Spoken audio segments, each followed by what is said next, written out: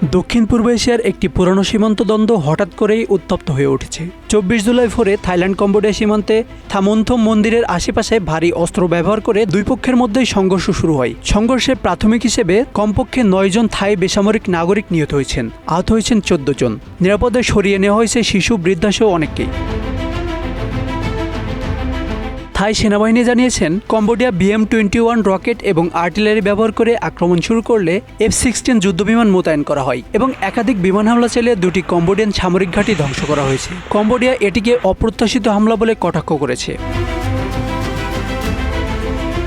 দুই দেশের পক্ষ থেকে পাল্টাপাল্টি আরোপ করা হয়েছে প্রথম হামলার দায়। কম্বোডিয়ার প্রতিরক্ষা মন্ত্রণালয় বলছে, তারা কেবল আত্মরক্ষা হিসেবে প্রতিক্রিয়া দেখিয়েছে। আর থাইল্যান্ড দাবি করেছে, বেসামরিক এলাকা ও হাসপাতালে কম্বোডিয়ান আগ্রাসন সংঘটিত হয়েছে। সীমান্ত এলাকায় 40,000 মানুষকে নিরাপদ আশ্রয়ে সরিয়ে নেওয়া হয়েছে। সীমান্ত এলাকায় দেখা যায় থাই গ্রামবাসীরা মাটির সুরক্ষা স্তূপ ও কংক্রিটের আশ্রয়ে র্যাপিড চলাফেরা করছে। এই সংঘর্ষের পিছনে রয়েছে শতাব্দী পুরনো সীমান্ত বিরোধ। 2025 সালের আগে থেকে সমস্যা প্রকট হয়। মে মাসে এক কম্বোডিয়ান সেনা নিহত হওয়ার ঘটনাকে কেন্দ্র করে উত্তেজনা চরমে উঠেছিল। গত 23 জুলাই থাইল্যান্ড কম্বোডিয়ার রাষ্ট্রদূত প্রত্যাহার করে। এতে কম্বোডিয়া থাইল্যান্ড সীমান্তে রাজনৈতিক সম্পর্ক অবনতি ঘটে।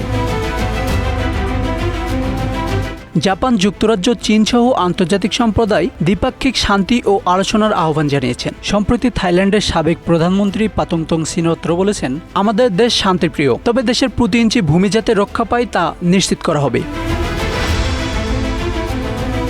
বর্তমান পরিস্থিতি দেখাচ্ছে, শতাব্দী পুরনো সীমান্ত বিতর্ক এখন একটানা সংঘর্ষ রূপ নিচ্ছে। বেসামরিক মানুষ সংকটে আক্রান্ত, আর দুই দেশের মধ্যে স্থিতিশীলতা প্রয়োজন। বিশ্ব সম্প্রদায়ের তাগিদও এক্ষেত্রে গুরুত্বপূর্ণ। Bangla affairs news desk.